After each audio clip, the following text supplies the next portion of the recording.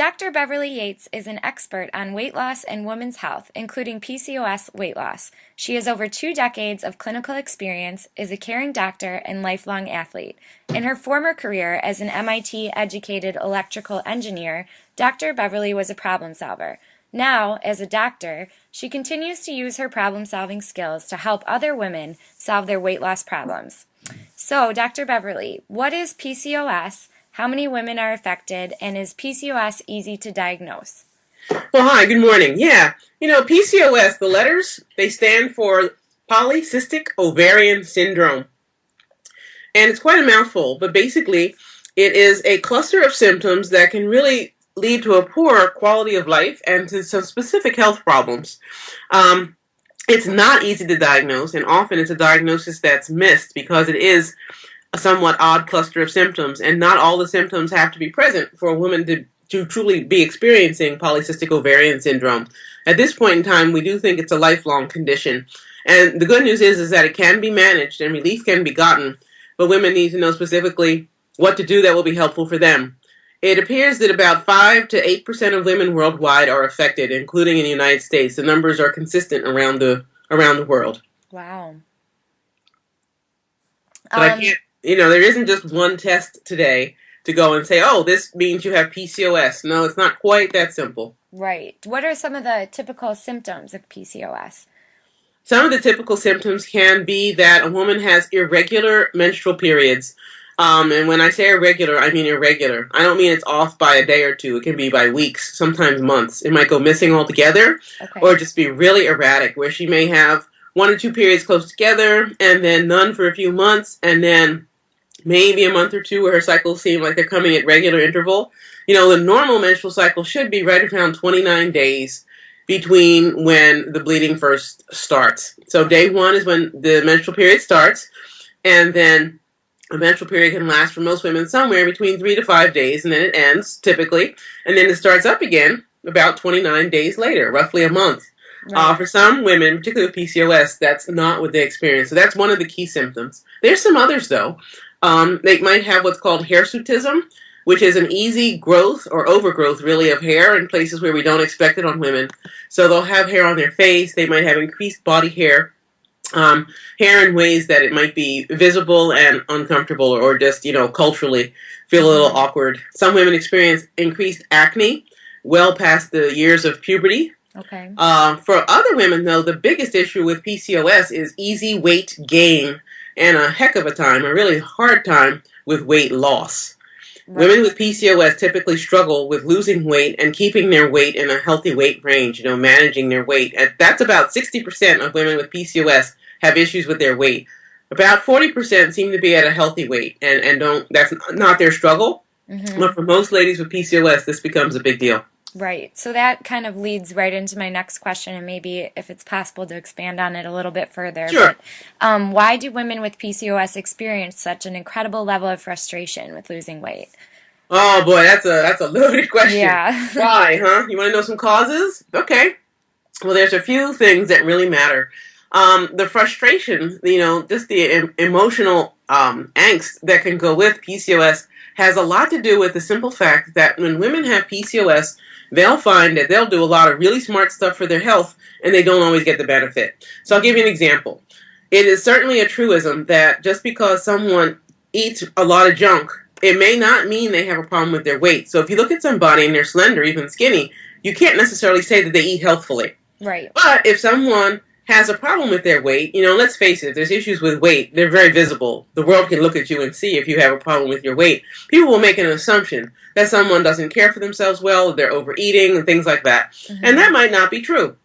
The frustration for women with PCOS around weight loss has to do with the fact that for a lot of these women, by the time they realize that nutrition matters and they start eating well and they're exercising regularly, they might not experience weight loss. It may not be that simple as, eat less and move more, let's say. A recipe that, for instance, can work so well for most men.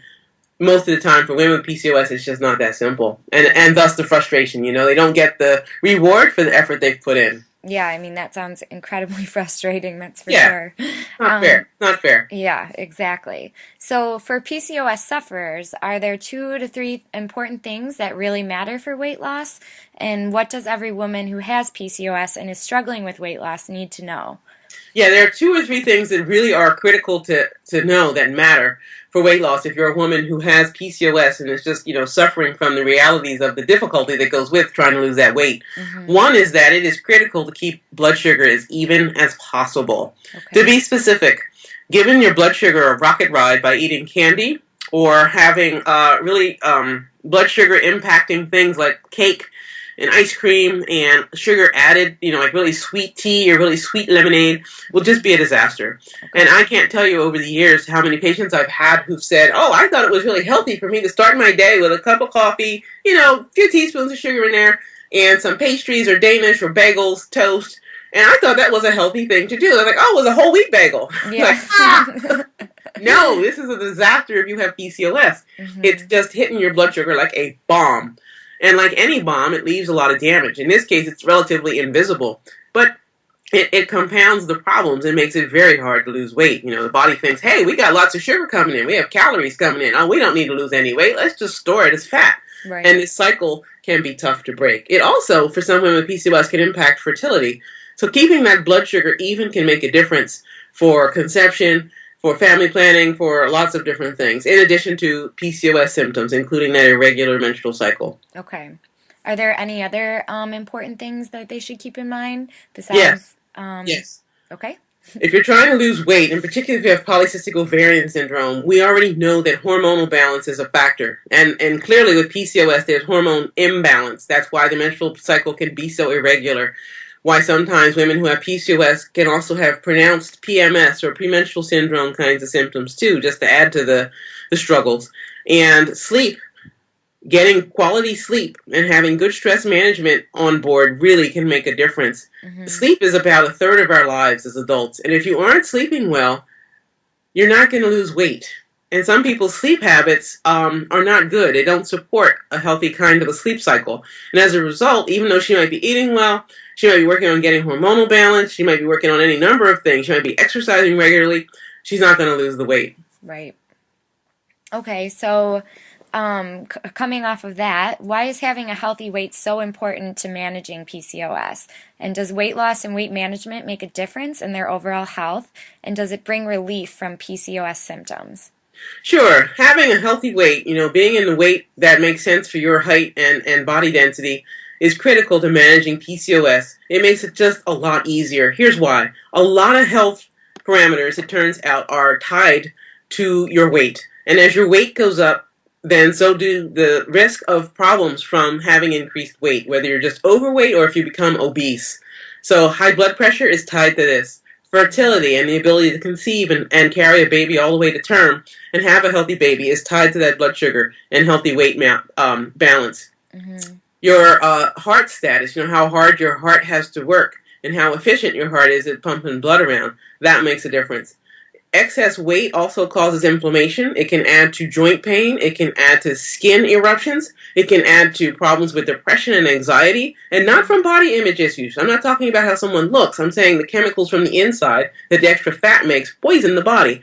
And so it just magnifies, if you will, the hormone imbalance that's implicitly part of PCOS. And so women who are dealing with this can know that if they're looking at like a bullseye sort of a target, if they look at the very center circle, the target or the bullseye on the target, that blood sugar and healthy weight are smack center. And if they get that handled, man, they should get relief from the other things that go with PCOS. Yeah. Even a 5% drop in body weight can make a difference. So it's not like she has to, be a superhero and get all the way to the end in like a month. It's like, let's say she's obese and needs to lose 50 pounds, 100 pounds. If she loses 5% of excess weight, she's on her way. I've seen people have huge differences and then not need as much medication, let's say for type 2 diabetes or for high blood pressure, or not need it at all, depending on the details of their health. And that's exciting. Yeah. When a woman gets that kind of success after this sort of an unfair, frustrating situation, this constant struggle and suffering, oh man, is she psyched. Yeah. She's on board, right? Because finally, she has to feel like, oh my goodness, my body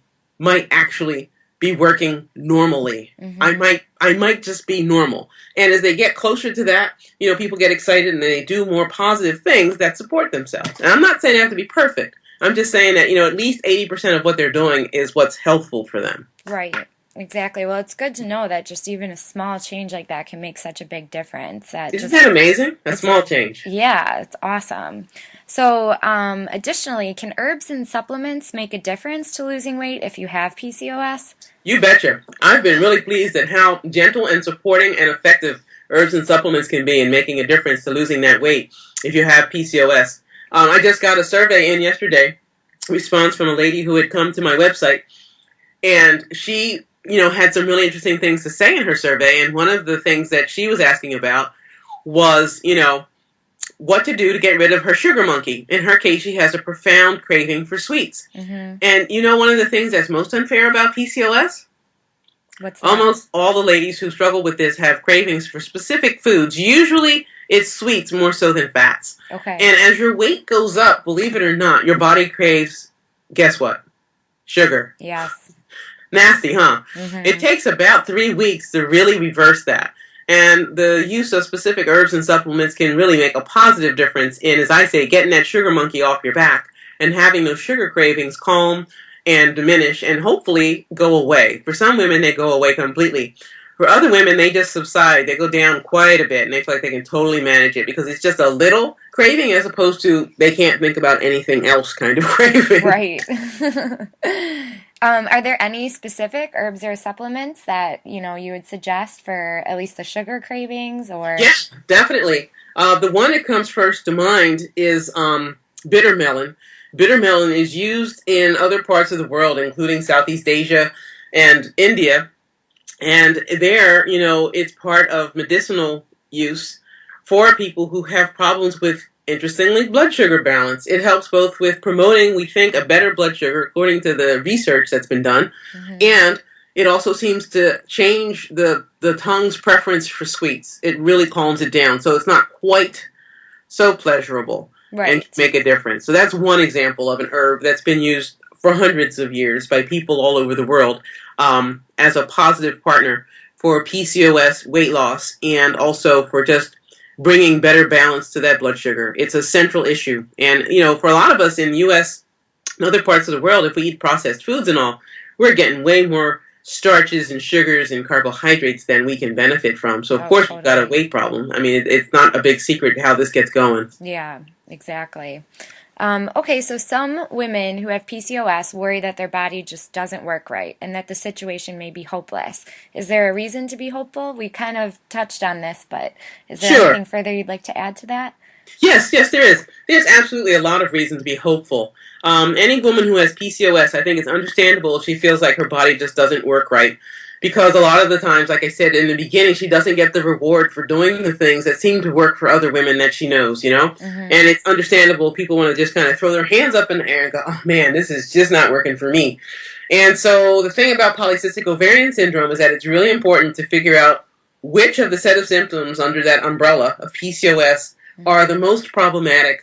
What are the things underneath that are most likely to affect it? So, for instance, if it's weight loss, then specific management of aspects of what they eat, certain kinds of exercise, along with the targeted use of herbs and supplements, really would be a good partner, along with lifestyle balance, right? Like eating regularly, eating your meals with the bulk of your calories in the earlier part of the day, making sure you are done eating by 6 o'clock at night. If your typical bedtime, say, is 10 o'clock, so you've got at least 4 hours between your last meal and bedtime, so your gut isn't overwhelmed. All of those pieces of both lifestyle, of supplements and herbs, medication if necessary, like say metformin can be a friend for a woman on PCOS. Right. All those put together, along with stress management and herbs and supplements that might make a difference there, can really, bring all of this together. So that a woman with PCOS who's trying to lose weight has every reason to be hopeful and to just be assured that at some point, if all the pieces of the puzzle are put together, her body will indeed work right. And she needs to know it will take time. A lot of times in American culture, honestly, we have this idea that everything will happen for our health in about 24 hours or less. Right. And that it's a failure if it isn't magically better by the next day. Mm-hmm. And as I tell my patients, I'm like, look, I'm not a magical being. Right. But if you do what I tell you for a long enough period of time, in this case, I would say at least 2 to 3 months, more likely 3 to 4 months, you will see a difference. Yeah. And then as you get the pieces of the puzzle understood and put in place the things that are going to work and be effective for you, you can now manage it and take it forward for the rest of your lifetime. Because as far as we know, this polycystic ovarian syndrome, this cluster of symptoms and its fundamental hormonal imbalance goes forward in time. It isn't necessarily something that we can quote-unquote cure, but we can sure make a difference and impact it and make it a heck of a lot better. Exactly. Well, is there anything else that you want to include about PCOS weight loss? Yeah. One other idea I'd like to share with anyone who's listening with this that I don't think is clearly explained. I want to be able to, be part of the team that gets this clear in people's heads. When we say that PCOS is affected by hormonal imbalances, I want to make it clear to folks that one of the hormones I'm talking about is insulin. Insulin is a partner with blood sugar management. And so when blood sugar goes up, for whatever reason, insulin has to respond. And if your body makes insulin, it's coming out of your pancreas, and insulin goes and grabs your blood sugar and hopefully puts it in your cells and makes it available as energy. When the insulin doesn't work as well, or the insulin is overwhelmed, then the extra energy produced by the blood sugar that's available in the blood, the glucose, then gets turned into fat. And once that fat storage machine gets turned on, it can be problematic to slow it down and turn it off. It's not impossible, but you need to know specifically what to do. On the other side of that is, since insulin is a hormone, we need to treat it with the same respect we would treat a hormone in our body like estrogen or progesterone or DHEA or testosterone. I think if people can just keep that idea in mind, like this is your take-home message, insulin is a hormone, and that it absolutely has a balance point, just like every other hormone in your body, and that polycystic ovarian syndrome, PCOS, and weight loss really is about hormonal balance, fundamentally, and blood sugar, in particular, balance and regulation, that you'll be at least halfway on your way to success. Perfect. Well, Dr. Beverly, thank you so much for your very helpful insights and for your time today. For more free PCOS weight loss tips and secrets, check out www.pcosweightlosstips.com. There, you'll discover what works, what's nonsense, and why getting the facts from a credible source can make the difference in getting PCOS weight loss results. You don't have to do this alone. Go to www.pcosweightlosstips.com and get started now. Beverly, thank you so much. Hey, you're welcome. Take care. Thank you. You too. Bye. Bye-bye.